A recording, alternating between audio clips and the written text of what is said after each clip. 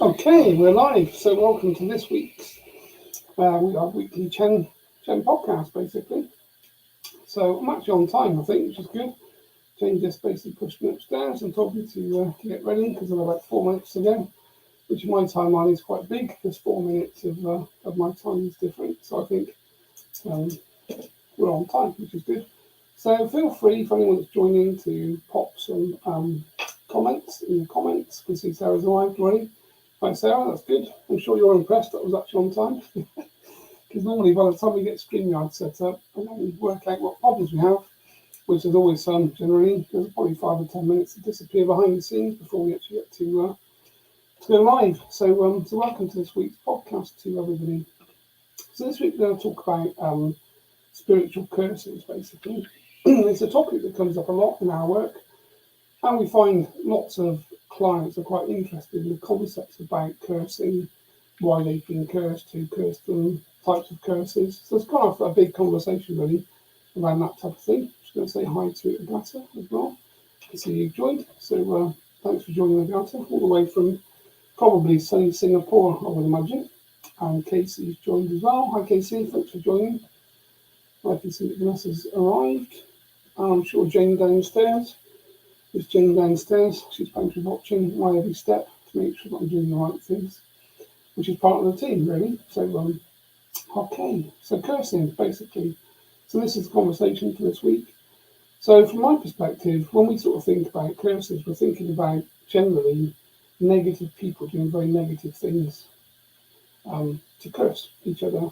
And of course, quite often people think they've been cursed, or they've been told they've been cursed by people in the family, people outside of the family.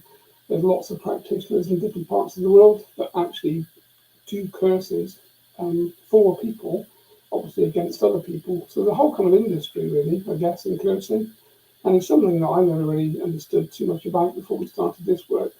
I used to think cursing was kind of like an old mystical concept, but it wasn't really kind of alive in modern day or in the modern day today. But obviously it is the case. And probably for most clients, I'd imagine in the morning when we work with clients, clear clients, every day there are people that have curses, basically. So Chen finds that energy, finds that kind of frequency coming into someone's field, and then obviously he's clearing it. So we'll get Chen in a bit later to actually talk about how they do that from his perspective and why people are cursed, and obviously the other part of that conversation. From my perspective, obviously, cursing generally, we think about things like black magic, hexing, healing rituals, that type of thing. We tend to think about people that are doing it kind of in an orchestrated way and doing it purposely. But of course, cursing can be as simple as thinking badly about someone. If we think really badly about someone, then we obviously send them energy. And if we send them energy, then effectively, of course, that can be considered to be a curse, really, in one way or another, because that negative thought has intention that we create, and of course that hits their field, and it's going to have some sort of consequence, really, to the person that we think about. So we all do this on a general basis, and I guess one thing we don't tend to think about too much. I'm just going to say hi to Jane. She's popped in from downstairs, which is good. I think it's Nelia as well, so thanks for joining. Good to have you guys here. And of course, all the people that watch this and catch up. So hi to everyone that watches this after the event, effectively. We are aware that people do have to work. This is our work, so we are working at this particular time, but there are people, of course, that are at work effectively. So when you guys watch this and catch up, thanks for watching. So back to cursing, really. So again, different types of curses. We can talk about ancestral curses. So when we incarnate, we can come in with old curses from past lives that we would never even know we had, of course, ultimately. And I think quite a lot of families tend to realise that they have curses in their ancestral lineage. And of course, there's different cultures, different people around the world in different ways, and different people have different understandings about cursing, spiritual curses, and what that could mean for their family. But generally, obviously, a curse is an energy, because everything is energy and everything is frequency. So a curse is an energy. And of course, we can curse ourselves if we start to think badly about ourselves and we start to move into that kind of very depressed, negative state. We think that everything we do goes wrong. We almost self-curse to a certain degree. And when again, Chen will scan someone's field, client's field, quite often he also had a lot of blockages that are basically made by themselves. And that kind of is a form of cursing, really, because if we're thinking badly about ourselves and we're a very depressed and negative state, then of course we're collecting negative energy. It's going to block our field, it's going to block our etheric field, and of course our chakras too. So self-cursing is something that we don't tend to think about too often. And it's kind of why it's important to make sure that we run through spiritual cleansing, spiritual sovereignty, spiritual hygiene on a regular basis, really, to make sure that we're not carrying a lot of this negativity, a lot of these negative energies with us, some of which we actually create ourselves, of course. So again, we talk about words, really, word cursing. So some are, again, negative beliefs, spoken word, so we can self-curse through our own words.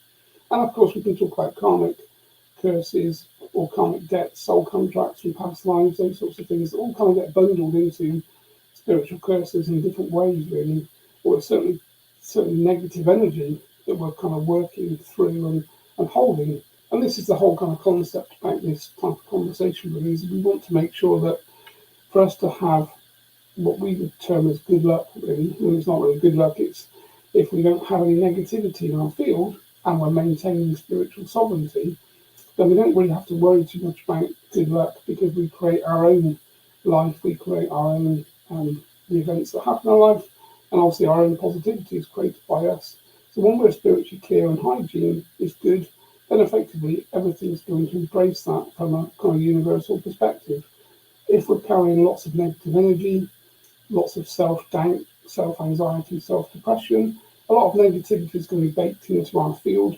And then, of course, if other people are sending us negative thoughts, negative intentions in the form of cursing, then, of course, that gets baked into the field too. And that's when people start to notice that they have what we see as bad luck. And I think when we read people's reports every day, the word bad luck, I kind of read it 100 times a day, people talking about everything seems to go wrong, everything I do goes wrong, everything the family does tends to go wrong. We seem to have lots of bad luck. And of course, our version of bad luck is negative energy. So you just need to get that field cleared, get yourself cleared, get family cleared, and increase your spiritual hygiene to move into that kind of higher frequency. And then we don't talk about luck, we talk about attracting positive events, positivity into life. Your health becomes more positive, your thoughts process becomes more positive, and we obviously move away from any type of negative, intrusive thought, really. So it's all about our own self, maintaining ourselves from that perspective. But again, if we think about kind of cursing, lots of people talk about financial loss, broken relationships, patterns of bad behaviour. People talk about physical, emotional symptoms with no clear explanations. Obviously, if you've got someone cursing you, sending you negative energy, then that energy stream is going to hit your field, it's going to bring you into a negative vibration, and then you'll probably notice some of those things. Lots of people will probably talk about being spiritually oppressed, watched, drained, completely fatigued and tired. Again, if someone's cursing you and they're continually sending you negative energy, that's going to hit your field and to bring you into that state. And of course, there are lots of traditions across the world that we can talk about, things like Christianity, African spirituality, shamanism, Hinduism. They all acknowledge cursing, and they all talk about curses, basically, because, of course, it's an energy form, effectively. And, of course, what we need to think about with cursing, too, really, is that curses do attract these lower astral vibratory frequencies and, therefore, entities. So negative entities will interfere with a person's field because they can't get carried on that negative frequency and lock into someone that is having that experience. It's kind of worth thinking about that from that perspective too, really. In terms of how we find curses, if you're able to talk to your spirit guides, then obviously they should be able to find these frequencies coming into your field. Obviously, there are plenty of spiritual practitioners, mediums, healers, people that are into shamanism will be able to find these negative frequencies in your field. And of course, you probably can self-dowse. So if you're handy with dowsing, use a pendulum, that type of thing, you can also self-dowse to see if you have been cursed or if you have that negative vibration in your field. I think it's probably safe to say that most people kind of know they've been cursed generally, and that is the kind of key from that perspective. Just going to say hi to Mimi, who's joined. Thank you for joining, Mimi. Good to see you here. Okay, so different ways to clear curses. Obviously, spirit release therapy. Obviously, myself and John run SRA, Spirit Release Academy, and as part of the practitioner protocol is to find and clear curses from people. So it's a relatively easy thing to do from our perspective, because of course we hand that work off to our spirit guides to do that thing for us in terms of the protocol and how we work. But there are other people as well in the kind of spiritual realms that can find and clear curses. So it should be quite easy to find help, really, if you think or you acknowledge some of the things we talked about earlier. Obviously, ancestral healing and karmic forgiveness come into the conversation. Same type of thing, clearing negative energy. And we can think about clearing our field, bringing light through us. We're light beings. We know that we emit light. So from an astral perspective, when our frequency is high, we broadcast light, basically. So we are light beings. And of course, we can use light to clear our field. And then there are different things from a spiritual hygiene perspective: grounding, cleansing, clearing, shielding. And of course, we can use and think about different protective symbols that can help us to protect us from people that are cursing us. There are amulets we can buy, there are spiritual tools, crystals. There's a whole list of things that you can do to increase your frequency and vibration to protect you from people that are sending you negativity in the form of a hex, being your curse, really. And of course, we can invoke spiritual guidance, which is what we're about to do. We're about to invoke Chen to come in and basically give us his kind of conversation around what cursing is, why it happens, and how they deal with it, really, from a kind of spiritual perspective. So let me just grab my phone and set a timer. The Chen always needs to have a little timeline to work to. Okay.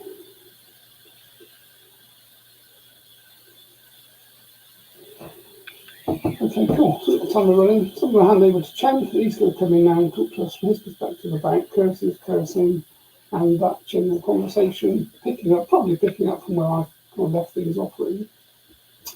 So I'll hand you to him, and I'll catch you when I come back in a moment.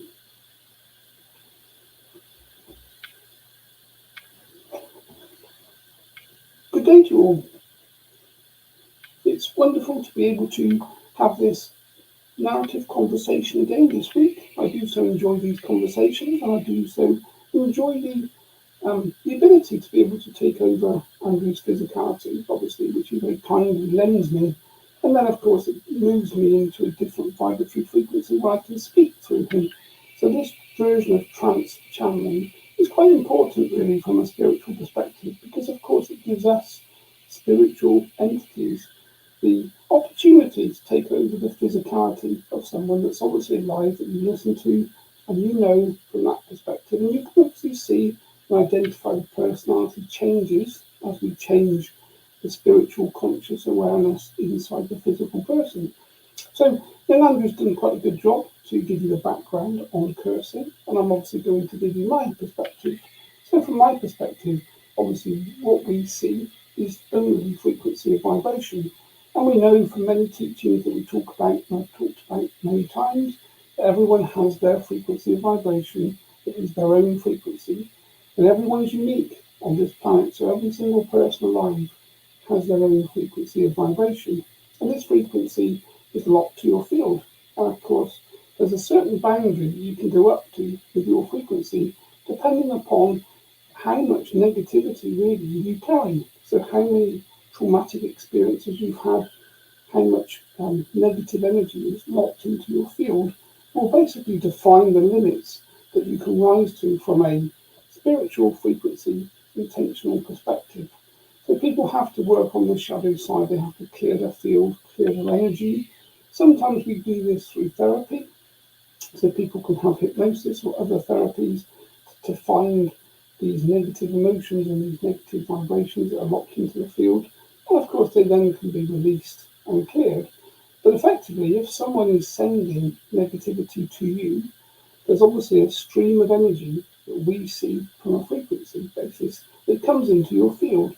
So if you can visualize yourself inside this bubble of energy, your conscious awareness is inside, and you have this protective layer of energy that everyone is born with. So every child is born inside this bubble of energetic protection. But of course, there are different things that can erode and perforate that protection. Things like substance abuse, drugs, all sorts of traumatic experiences obviously can create fear, adrenaline, and some of those things can also perforate the field. So your etheric field should be completely whole, completely protective to your energy. And if it is, if someone sends you a negative thought or a negative stream of energy, then that negative stream of energy hits the outside of your field as a curse, and it will basically just sit there. It won't really do very much. It won't have much impact. But of course, if someone continually curses you on a regular basis, then that negative stream of energy gets bigger and bigger. And if you happen to be unwell or ill, or you go through a difficult life challenge or some trauma or stress, then potentially your field might weaken, possibly perforate. And then, of course, this negative stream of energy that's hitting your field continually now has a way in. And that will then come inside your field as a low vibration. So if you're a very high vibrating person that's generally quite cheerful and quite happy, but you've got this stream of negativity coming into your field, bringing your vibration down over a period of time, and that time could be days, weeks, months, or years, of course, depending upon the amplification of the frequency coming in. But you may start to feel fatigued and tired. You'll start to notice that things feel off to you because, of course, you're assimilating this low frequency of negative vibration that we call a curse into your field, and it has an impact. And then, of course, your mental health will start to change too. So you may start to notice that you're self critical most of the time, or you're critical of your physical being, you're critical of your thought process, you're critical of your emotional state, or you're maybe critical of your intelligence levels. So you start to feel worse about yourself. And as that happens, your frequency continues to descend and come downwards. So, of course, this curse is having a very slow effect on you. And what we can do is we can also use spiritual tools and spiritual practices to basically reinforce that energetic field, that energetic bubble, to push away and block that negative frequency. So the way that we found when I was working with young Terence Palmer, Dr. Palmer, we tried different methods to stop the cursed energy. So initially we used to just allow the cursed energy to hit the person's field, and then effectively we tried to transmute it away. And that worked quite well for a period of time. But what we noticed was that people that are sending negativity and sending curses, they continue to send. So we can block and we can transmute, but they continue to send. So from a long-term perspective, it didn't seem to be the right answer. And then we spent quite some time looking at the ethical considerations of other things that we could do. So when you're being cursed and someone is sending you so much negative intention and negativity, trying to bring your field down and your awareness and your emotional state, what we came across in the end was the method that I favoured, which was that we would block that stream of energy coming in. If you can imagine a barrier that's protecting you, and that block effectively, the way that you would see it certainly would be reflective. So the energy stream comes in, it hits this reflective block, and it's reflected straight back to the source. So the person that's sending the vibration gets their own negativity back into their etheric field, and of course it's their same vibration. So we noticed when we did this and we employed this particular technique as the intervention technique, the people that were sending the curses noticed straight away and they stopped sending them. And that was quite a big step forward from our perspective, because up until that point we had people that were being cursed continually, and we were continually trying to intervene and provide some sort of intervention, which was to transmute that frequency away. But to actually send it back to the person that sent it in the first place yielded much better results. And this was the method that then Terence and myself, and of course young Andrew, decided would be the method we would employ and we would continue to use from a spirit release therapy perspective. And this is the method, of course, that was then written into young Andrew and Terence's protocol, was basically the block and reflect concept of cursed energy. So when we think about active curses, so when I look at a client's field and we see a stream of negativity coming in, I obviously observe that as a curse. And that's the method. We basically find the frequency, we protect that person's energy field, and we block and we reflect it back to the source. Of course, we can have entities that get involved too. So people, especially people that are practitioners of magic, practitioners of voodoo, practitioners of the occult, they won't just send negativity. They may use tools, voodoo dolls, all sorts of things that represent the person that they're sending to. And of course, in old traditions, they would try to take pieces of your hair or pieces of your skin or pieces of your clothing to do these things too, because that gives them a visual representation of the person that they're cursing. And this is what you tend to see, I'm sure, in some of your films in Hollywood, is that people would take a clipping of hair and then they would use that hair as the destination for the curse. But of course, practitioners of magic and the occult work with negative entities, so they will ask the entities to do their bidding. That entity will then find itself very connected to that person's field, will sit outside of their field, outside of their energetic protection, and they just sit and wait. And they're very patient and they wait for an in. And that in would be a perforation. So that's when you have a cold, an illness, some trauma, problem in your life, you feel quite low, your field perforates slightly, and that entity has a connection point, so it can then connect in to your field.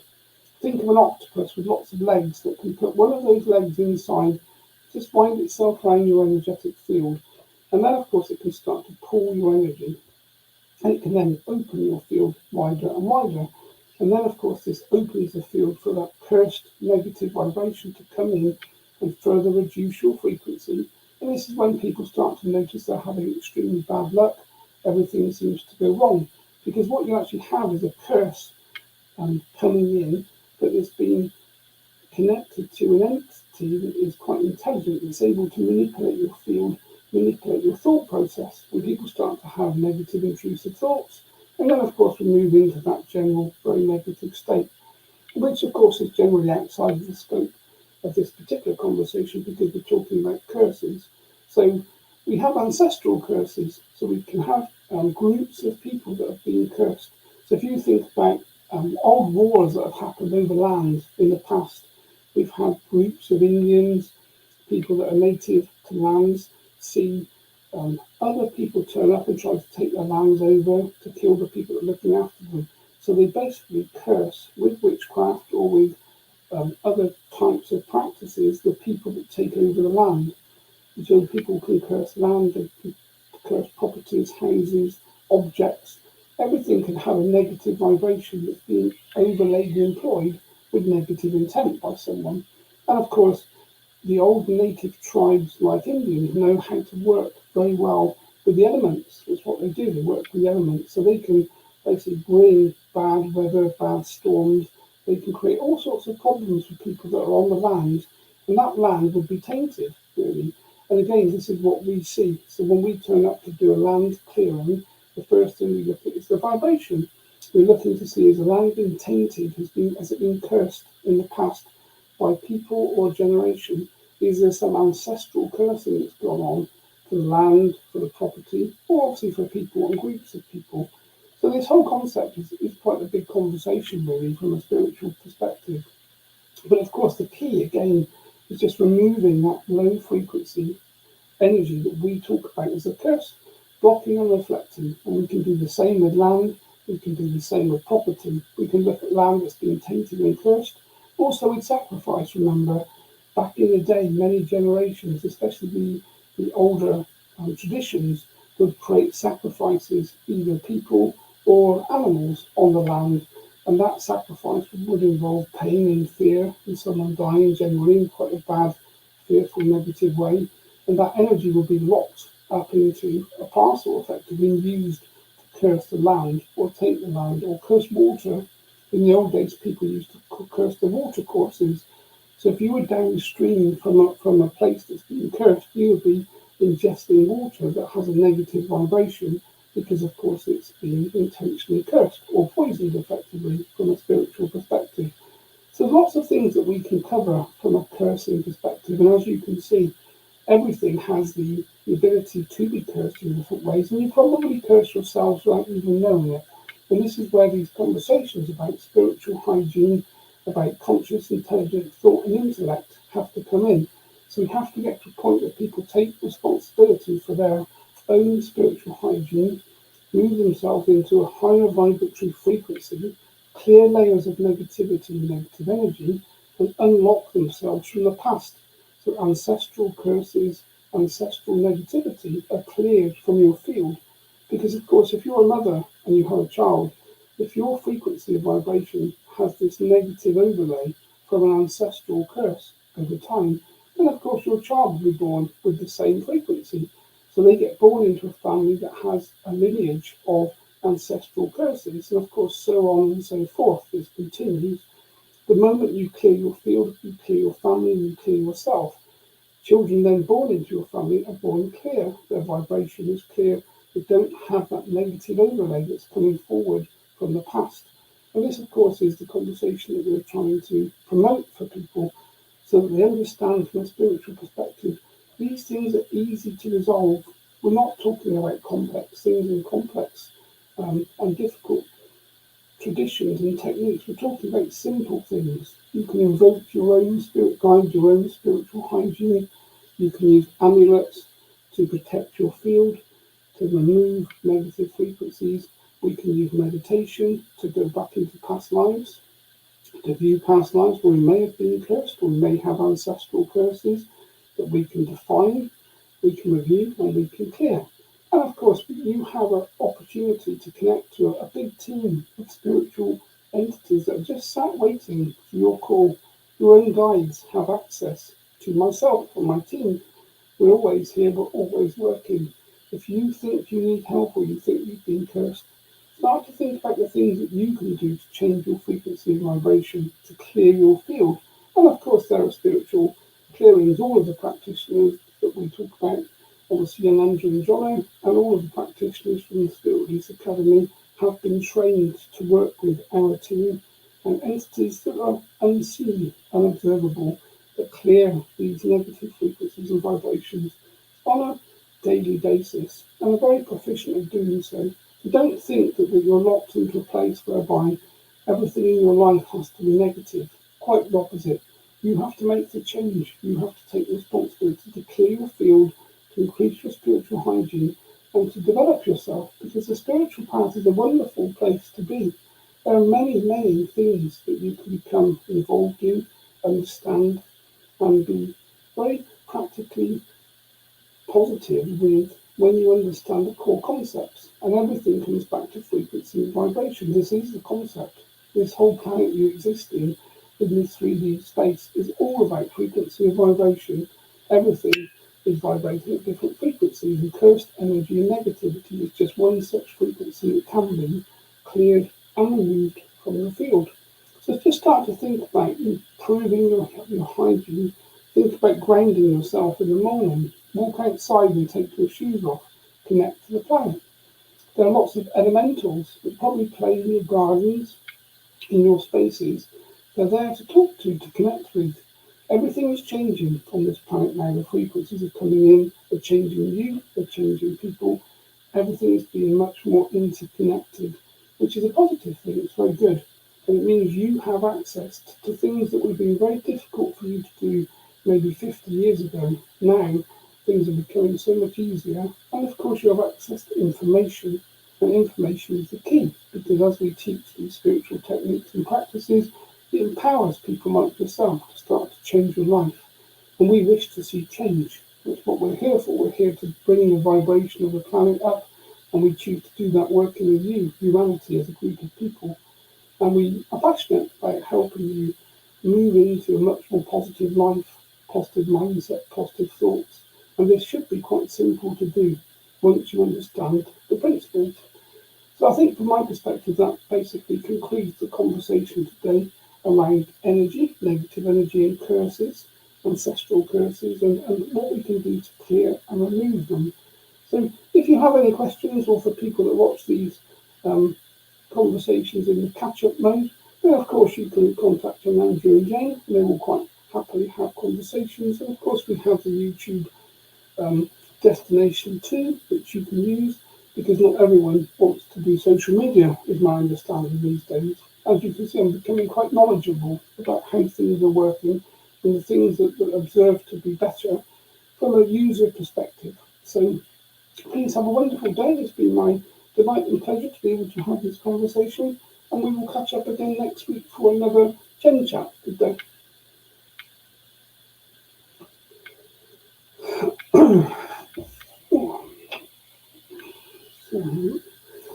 Thanks. Okay, so I'm back, which is all good. Really long off, which was 30 seconds left. So Chen's on time, basically, which is good. So hopefully that was an interesting chat. Say hi to Geraldine. I can see you just joined as well. Nice to have you. And anyone else that's on the YouTube channels, all the other Facebook pages, good to see you.